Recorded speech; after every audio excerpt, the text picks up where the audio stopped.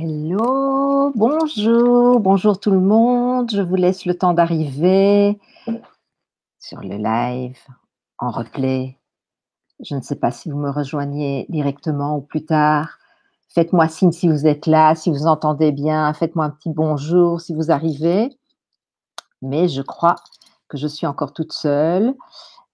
Avant vos petits clics, est-ce que vous m'entendez? Je vous laisse le temps d'arriver et pendant ce temps-là, pour ne pas perdre trop de temps, je me présenterai par la suite.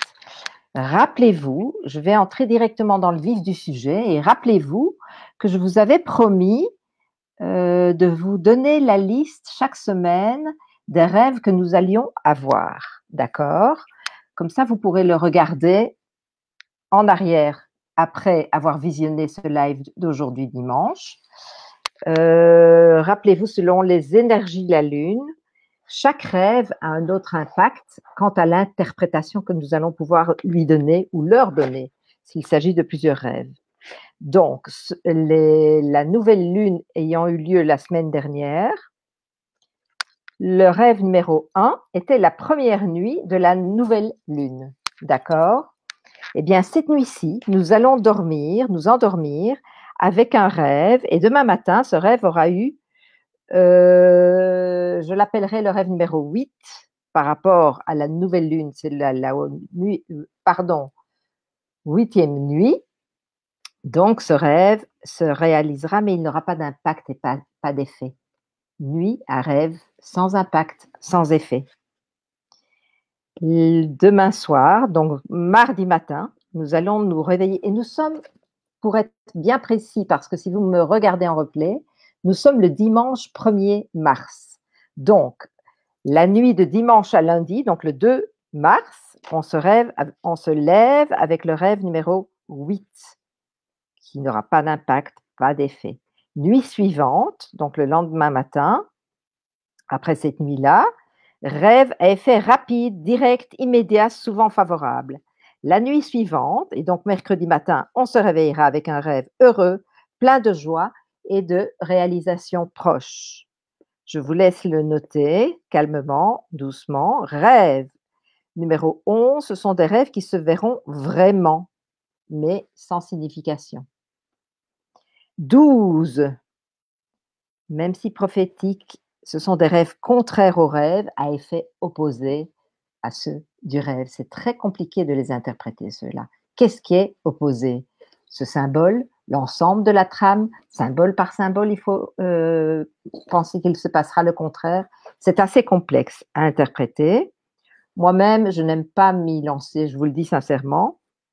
Rêve numéro 13, ce sera dans la nuit donc de vendredi à samedi. Donc le samedi matin, on se réveillera avec un rêve de votre vérité, véridique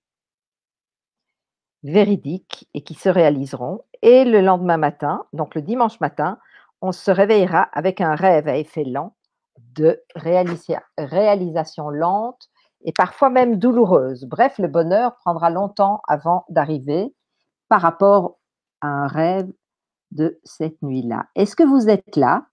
Est-ce que vous m'entendez? Je ne sais trop.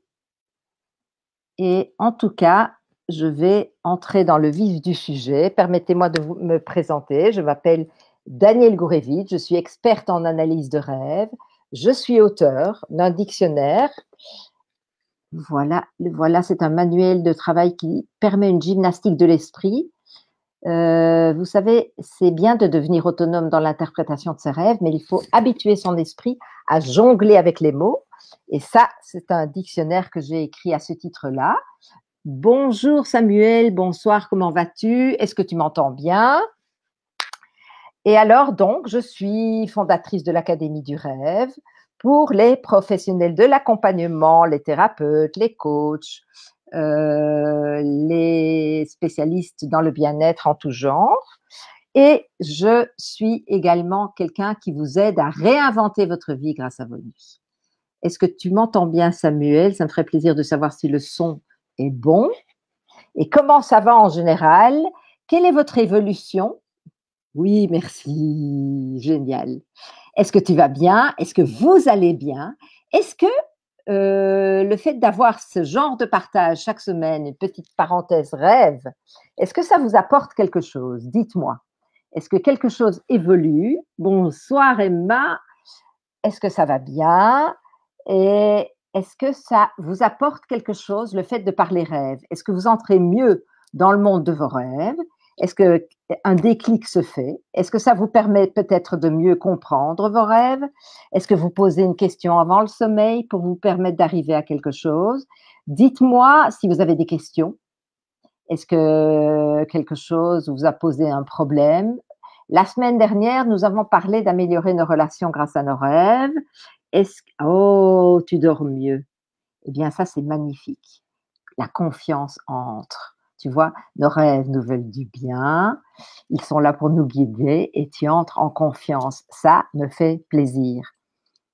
Alors, des questions peut-être par rapport à vos relations. Est-ce que des rêves vous ont permis d'en savoir plus? Ça, c'était le sujet de la semaine dernière. Comment améliorer nos relations grâce à nos rêves. Et vous pourrez trouver le replay sur la page Réinventer votre vie grâce à vos nuits ou dans notre groupe Réinventer votre nuit grâce à vos nuits, tous sur vos rêves ici. Vous pouvez avoir le replay sur la valeur de nos rêves, comment nous rappeler de nos rêves. J'ai fait tout un live à ce sujet-là pour vous apprendre à vous rappeler de vos rêves parce que oui, parfois, on ne s'en rappelle pas, mais quand on comprend, on retrouve la raison du fait pourquoi on ne s'en rappelle pas, on peut programmer le fait de s'en rappeler. Et donc, il y a tout un live à ce sujet-là. Est-ce que vous vous rappelez mieux de vos rêves depuis que vous avez écouté ce live? Est-ce que vous posez une question avant le sommeil? Aujourd'hui, nous allons parler du déni. Et la semaine prochaine, nous allons invoquer les rêves et la guérison. Voilà, donc maintenant, si on entrait dans le vif du sujet, si vous n'avez pas de questions, je sais que vos questions vont arriver un peu plus tard. En général, j'ai vu que beaucoup d'entre vous visionnent, nous regardent plutôt en replay que en live, et je le comprends, c'est dimanche. Est-ce que vous passez un bon dimanche auprès des vôtres? Alors, maintenant, c'est quoi le déni? Et pourquoi en parler? Parce que nos rêves nous permettent de sortir du déni, de prendre conscience que nous sommes dans un certain déni parfois, et ils nous permettent de mieux nous réaliser grâce à cela, de nous propulser. Si vous avez des patients dans votre cabinet de consultation, des gens que vous recevez et que vous devez les coacher pour les propulser, parfois quelque chose ne se déclenche pas, ça bloque. Mais si, mais tout va bien. La personne vous dira, mais si, mais tout va bien, mais non, pas du tout. Et on ne comprend pas pourquoi les choses n'évoluent pas. Et parfois, il se cache quelque chose derrière et le rêve va venir pointer ce que le miroir va vous envoyer en reflet. Et c'est assez intéressant. Donc, le déni est un sujet très important pour nos rêves. Je vous donnerai toute une liste d'exemples de rêves qui nous montrent que nous sommes dans le déni, donc qui peuvent montrer votre clientèle dans le déni. Vous pouvez lui apprendre comment se rappeler de ses rêves pour l'aider à se propulser. Donc maintenant, nous sommes dans le déni. Quel déni? Je pourrais dire que nous avons le déni de nous. Il y a le déni de soi, le déni de la réalité, le déni de société même. On peut dire que nous sommes dans un certain déni. Est-ce que nous sommes dans un déni par rapport à cette épidémie qui est en train d'arriver pour le moment? Un déni de société ou par exemple, oh là là, mais c'est un déséquilibré, celui qui a fait cet attentat terroriste, c'est pas un fondamentaliste. Est-ce qu'il y aurait une sorte de déni? C'est mieux de dire ça que de dire qu'il est fondamentaliste, ce serait un déni peut-être que l'on nous inculque parfois. Donc, le déni de société va nous demander d'être en alerte, en éveil, de bien faire attention, de ne pas entrer dans cette sorte de déni qui pourrait changer le cours de l'histoire. Mais le sujet aujourd'hui, ce sera clairement le déni de la réalité, le déni de soi, bien évidemment. Est-ce que vous avez des questions par rapport à ça? Est-ce que vous avez des exemples à me donner par rapport à une expérience de vie qui vous montre le fait que vous étiez dans le déni? Mais c'est quoi le déni d'abord? On ne va pas parler d'un refoulement, parce que s'il y a refoulement, il y a existence de cette thématique, peut-être juste un peu refoulée. C'est plutôt la non-considération d'un événement, la non-considération d'une personne, la non-considération de soi, la négation. Ça, je dirais plus que c'est du déni que du refoulement. Et pourquoi est-ce que parfois nous sommes dans le déni? Parce que c'est un mécanisme de défense. Une vérité parfois est tellement insupportable qu'elle n'existe plus. On préfère l'effacer, elle n'existe pas. C'est ne pas reconnaître une certaine réalité. C'est ça le déni. Est-ce bien, est-ce mal? On n'est pas là pour juger, mais pour comprendre en quoi ça ne nous permet pas d'évoluer. Et nos rêves vont nous aider à pointer cela d'une manière beaucoup plus rapide. C'est en cela que je dis souvent que le rêve est une psychanalyse accélérée, parce que le fait de pointer le déni va nous permettre d'en sortir et nous propulser, nous révéler, nous permettre un certain envol, une certaine meilleure réalisation. Bonsoir, bonsoir Muriel, comment vas-tu? Alors, donnez-moi Samuel, Emma, Muriel et tous les autres, comment allez-vous par rapport à vos rêves? Je voudrais franchement savoir. Et n'hésitez pas à partager, à liker, me mettre des petits pouces et des petits cœurs, me dire si vous êtes là, même si vous n'avez pas encore écrit un petit commentaire pour me dire bonjour. Mais ça me fait plaisir que vous me mettiez un petit coucou, savoir que vous êtes là. Comme ça, je vois vos commentaires. Donc, le déni, parfois, c'est une fausse identité. On est dans le déni, dans une sorte, un personnage, une sorte d'ego dans lequel on n'est pas dans l'être. Pas soi, on ne s'en rend pas compte. Ça pourrait être une relation pas tellement bienveillante à notre égard, peu aimante. On n'est pas assez ceci, on n'est pas assez bien, pas assez beau, pas assez à la hauteur, pas assez méritant. On se punit, on se flageole, on se prive, on se juge. Et puis alors on fuit. La drogue, la cigarette, les pensées. On fuit dans autre chose, dans une autre réalité. Le tabac, marathon cinéma, marathon film, etc. On est parfois dans l'ignorance de nous-mêmes, l'ignorance de pourquoi, d'où ça pourrait venir, et éventuellement d'un manque d'amour de soi dans l'enfance, quelque chose qui nous aurait insécurisés et nous nous sommes construits d'une certaine manière. Je vous ai préparé toute une liste d'exemples de déni pour que vous compreniez mieux de quoi je parle. Et puis après ça, je vous donnerai des tas d'exemples par rapport à nos rêves, le déni et nos rêves, et ce qu'ils nous permettent de comprendre. D'abord, cette liste d'exemples juste de déni, qui, ma foi, est bien humain. On est tous devant un deuil, instantanément, c'est d'instinct, pardon, plutôt, il y a un moment de déni. Non, c'est pas possible, cette personne n'est pas morte. C'est le déni. C'est le déni de la réalité qui peut prendre quelques secondes, qui peut le prendre un plus grand moment. On n'accepte pas ce qui est en train de se passer. C'est humain. On connaît tous le déni. C'est pas grave. Quelque chose de plus rare, mais de bien d'actualité chez certaines personnes, le déni de grossesse. Des jeunes filles qui ne sont pas mariées ou quelqu'un qui a un problème par rapport à son côté féminin, est en déni de grossesse, ne veut pas savoir. Elles arrivent même à vivre cette grossesse que le corps ne montre même pas cette grossesse, tellement elles sont dans le déni. Je vous parlais d'un déni de société, je vais vous donner un exemple. Des révisionnistes. Les révisionnistes nient l'existence des chambres à gaz, d'accord? Ils nient, donc ils sont dans le déni de l'histoire. Avec toutes les preuves à la pluie que cette histoire a existé, ils disent ça n'a pas existé. Donc ils sont dans un certain déni politique. Il y a le déni sexuel comme exemple de ce que je peux vous donner. Muriel, ça va super. Je te lis seulement maintenant et ça me fait plaisir. Alors, le déni sexuel, c'est quoi? Le déni sexuel de soi ou de l'autre?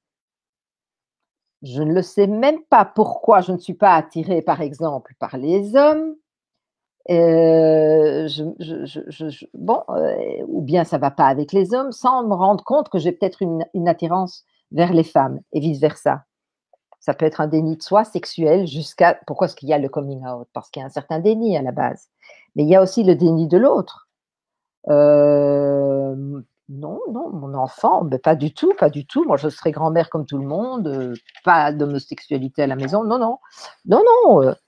Il y a le déni de ce genre d'histoire, on ne veut pas savoir. Je vais vous donner un autre exemple de déni, le déni de justice, où tout d'un coup, on fait passer l'agresseur pour la victime. Vous devez certainement connaître des tas d'exemples. L'histoire du déséquilibré, par exemple, ça c'est un déni tout à fait de cet ordre-là.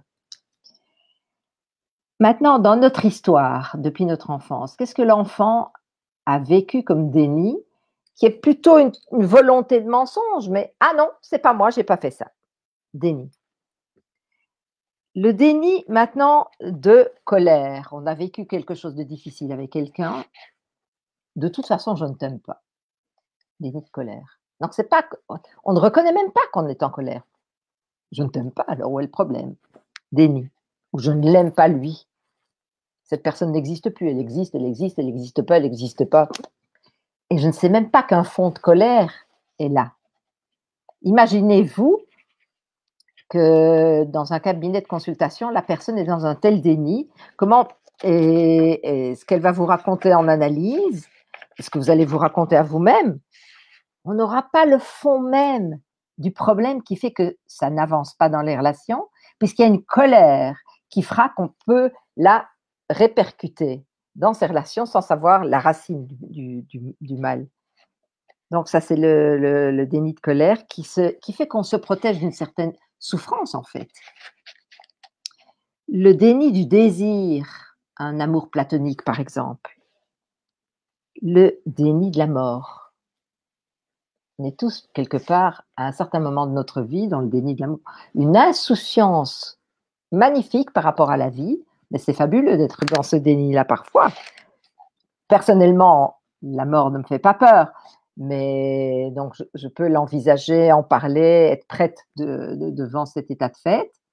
Mais certaines personnes sont complètement dans le déni de cette histoire et vivent d'une manière insouciante, pourquoi pas. Le déni de violence ou d'agression sexuelle ou de famille abusive, de mari abusif ou violent. La femme battue, elle est dans un déni, par exemple. Elle ira toujours avec son mari, elle va nier le fait que c'est un violent. Non, c'était exceptionnel, ça ne se reproduira pas, il me l'a promis, alors qu'il y a déjà une dégradation avec le temps. Déni de violence. Le déni du mal-être. Moi, tout va bien. Alors que finalement, on est crevé, fatigué, on se rend malade, on n'a pas envie de se lever le matin. Ah, déni de mal-être. Il y a le déni pervers comme exemple à vous donner également. C'est l'autre devient un objet, d'accord?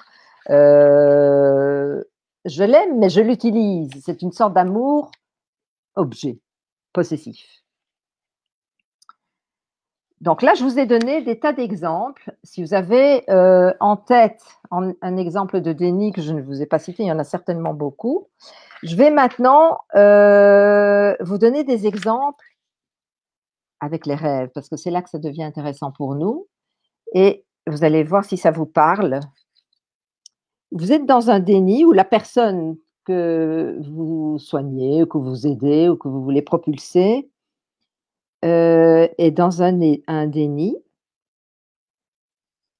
Elle cache quelque chose à tous, ou à elle-même, ou moi, je cache quelque chose à tous, ou à moi-même. Et tout d'un coup apparaît un rêve d'abat-jour. Un abat-jour, il abat le jour. Pourquoi est-ce que je fais, ou pourquoi est-ce que cette personne fait un rêve d'abat-jour? Il abat le jour. Si je joue avec les mots, ça abat le jour. Il y a quelque chose qui n'est pas en lumière.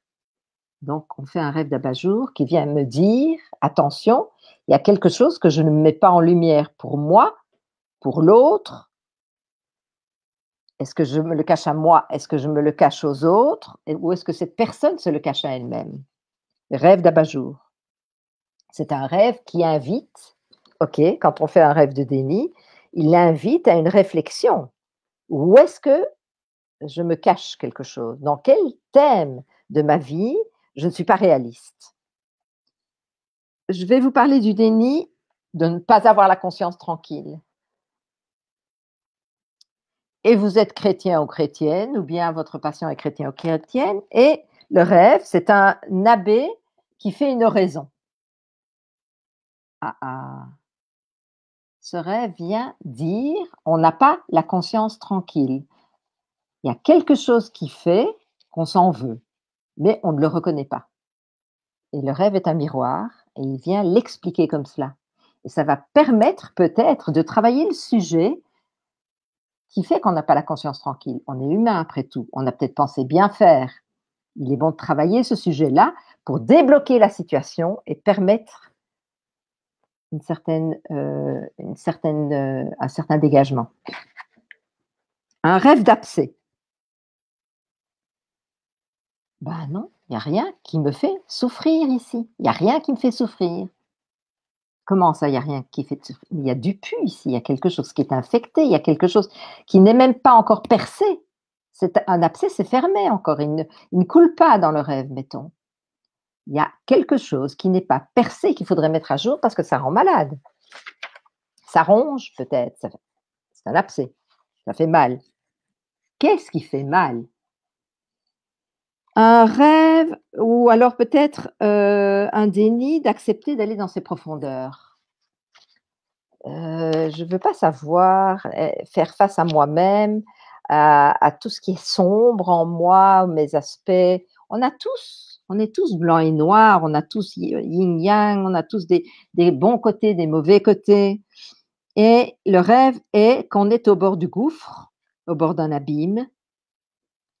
Alors, on est peut-être au bord du gouffre financier, attention de ne pas tomber dans un certain abîme aussi, mais à un autre niveau, à une autre dimension du rêve, ce rêve peut-être vient me dire, je suis au bord d'analyser les choses. Allez, on plonge et on va voir ce qui se passe à l'intérieur. Ne pas être dans le déni parce qu'on peut trouver des trésors cachés au fond de soi qui vont nous permettre de mieux nous réaliser. Le déni, du fait de vouloir tout rapidement, un succès rapide. Non, pas du tout, je sais que tout prend du temps, il n'y a pas de souci.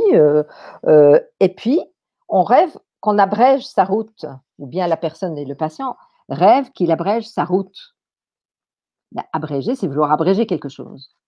Bon, alors, est-ce que ma route, je veux l'abréger ou est-ce que je vais l'abréger? Ça, c'est le rêve. Il faut voir tout le contexte, tout le scénario du rêve, parce qu'au début du rêve, ça va me dire de quoi est-ce qu'on me parle ici, il y a la trame du rêve et il y a une clé. Est-ce qu'il faut que j'abrège ma route?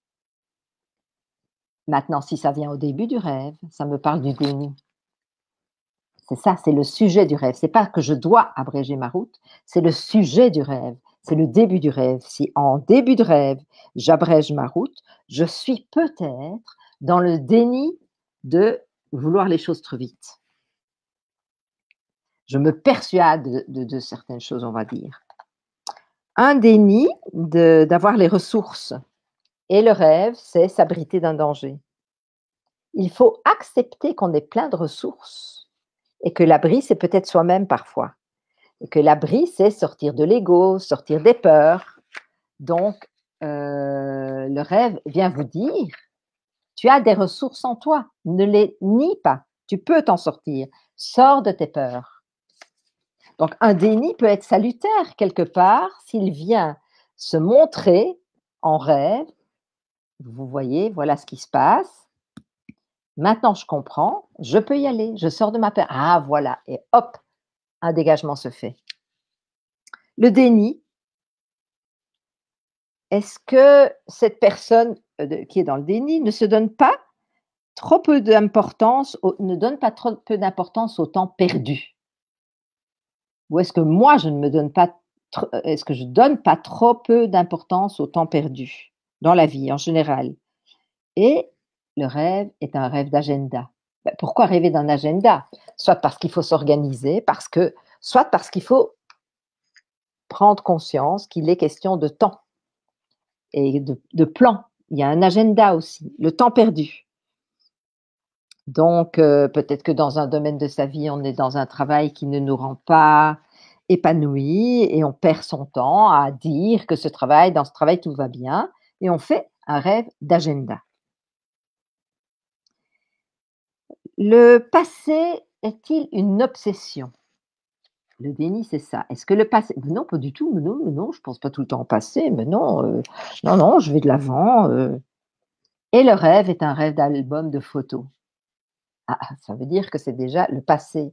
Encore et on feuillette cet album de photos, on feuillette le passé, on ressasse le passé, on feuillette le passé, on ressasse le passé. OK, on va peut-être trouver un élément dans ce passé qui sera utile si l'album photo arrive à la fin du rêve. Là, dans le passé, il y a quelque chose à retrouver. Mais si le symbole vient au début de mon rêve, c'est ça le sujet du rêve. Donc, est-ce qu'il n'y a pas un déni quelconque? Le rêve, donc, vient, comme vous voyez, vous inviter à une certaine réflexion. Le déni, par exemple, oh, moi les autres, je m'en fous. Les autres, ça n'a pas d'importance. Et le rêve est l'absence. Pourquoi est-ce qu'on rêve d'être absent? Je ne parle pas ici de l'absence de quelqu'un d'autre, je parle de mon absence en rêve, où le patient fait un rêve d'absence. Est-ce que ce ne serait pas le désir de vouloir éviter le jugement des autres? Alors, on préfère l'absence, ne pas être là, pour ne pas faire face à ce jugement. Donc, si je vais jusqu'au bout de ma réflexion, ce rêve sera une invitation, au contraire de l'absence, bien à la présence, puisque mon symbole se trouve surtout au début de mon rêve, au début de l'histoire dont je rêve.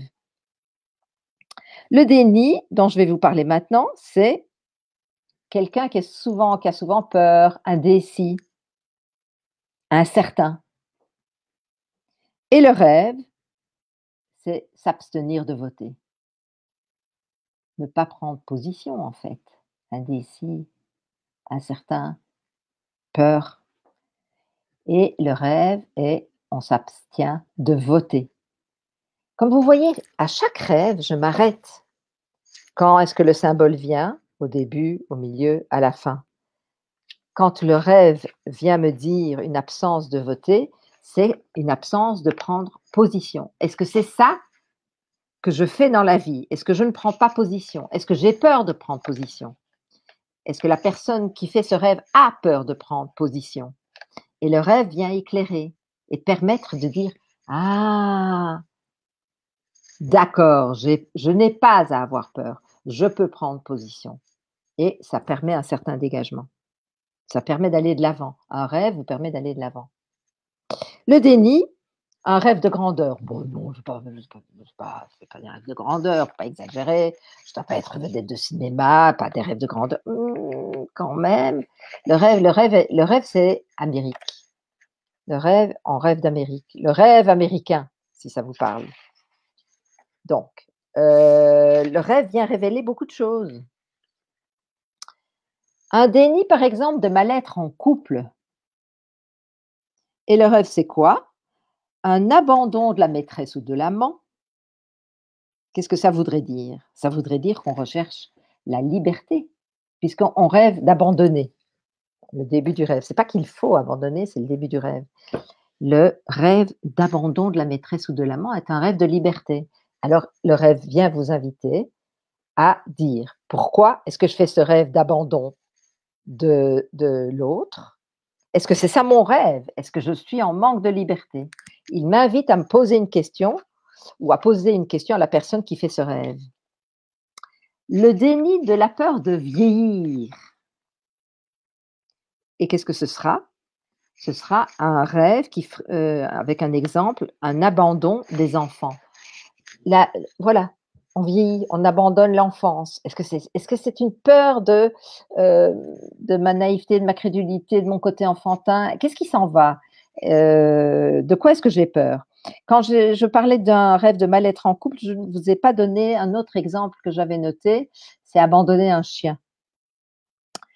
Le chien représentant la fidélité, si on fait un rêve d'abandonner un chien, c'est est-ce qu'on recherche la fidélité? Le rêve m'invite à poser la question. Il n'est pas à la fin du rêve, j'insiste bien, c'est le sujet de mon rêve, au début du rêve, de quoi est-ce que je rêve ici? Le déni de la peur des responsabilités. Le déni de la peur des responsabilités. Et qu'est-ce que je pourrais prendre en exemple comme rêve? De nouveau, un rêve d'abandon. Il me semble que j'ai déjà parlé d'un rêve d'abandon. Par exemple, d'un petit enfant ou bien des parents. Est-ce qu'il ne s'agirait pas ici d'un besoin d'autonomie non révélé? Parce que pourquoi est-ce que je fais un rêve ou pourquoi est-ce que cette personne fait un rêve d'abandon des petits-enfants ou d'abandon de parents? Il invite à se poser une question. Bonsoir l'UXP, est-ce que tout va bien? Je suis déjà très, très, très avancée dans les exemples ce soir. Est-ce que tu as fait des beaux rêves cette semaine? Et en général, je suis déjà dans un grand avancement de notre thématique, mais tu pourras le voir en replay. Si je suis ou si la personne qui fait le rêve est quelqu'un de dépensier, mais elle est dans le déni, pas du tout, pas du tout. Non, l'argent ne file pas entre les doigts. Et c'est quoi le rêve? Amonceler de l'argent, amonceler l'argent. Pourquoi ce rêve? Il m'invite à me poser des questions. Que représente l'argent? Pourquoi tout d'un coup ne pas le dépenser, mais le garder? Ah oui, je suis peut-être trop dépensier ou cette personne est trop dépensière. Donc le rêve nous invite à réfléchir pour dégager quelque chose de ce rêve. Le déni, vouloir changer le cours de sa vie. Ah voilà, la deuxième fois je parle abandon. Le rêve abandonné, OK? Vouloir changer le cours de sa vie. Non, non, non, non, je ne veux pas changer le cours de ma vie. Et le rêve est un rêve d'abandon. Est-ce que c'est vouloir ce changement? Est-ce que c'est vouloir cet abandon? Donc, voir ce qu'on abandonne, mais en général, les rêves d'abandon, c'est vouloir abandonner quelque chose. Quoi? Il faut comprendre la symbolique de ce dont on a rêvé. Un déni, on est oui, je suis sincère, pas de problème. Moi, je suis dans la sincérité avec les autres, avec moi-même, entièrement sincère. Et le rêve, c'est un rêve d'un abandon de quelqu'un en danger. Un ami est en danger et le rêve est de l'abandonner. Mais l'ami, c'est quoi? L'ami, c'est le côté fraternel, amical, sincère. Donc, il y a un côté sincère, parce que c'est un véritable ami, et le rêve est de l'abandonner. Alors, est-ce que le scénario de ma vie me dit qu'il y a un abandon de cet ami à faire dans la vie? OK, une chose, mais le rêve aussi me parle de moi. Donc, quand le rêve est un miroir de moi, il m'invite à analyser les choses. Quels sont les sentiments qui, ici, sont en danger? Puisque le rêve est un rêve d'abandon. Donc, dans quel déni est-ce qu'on est? Est-ce qu'on est vraiment sincère avec soi-même? Est-ce qu'on est authentique? Est-ce qu'on fait ce qu'on aime dans la vie? Alors, quel est le rapport avec abandonner un ami en danger et quel est le rapport avec faire ce que l'on aime? Quelle est cette partie de cet ami que je peux retrouver en moi dans le rêve? Est-ce que c'est quelqu'un qui est un passionné d'art lyrique et moi aussi, par exemple? Donc, quelle est cette partie avec laquelle je ne suis pas sincère et qui fait que je l'abandonne? Donc, c'est une invitation à retrouver cette partie de nous abandonnée pour ne plus être dans le déni, qui peut être, ma foi, parfois quelque chose de bien agréable.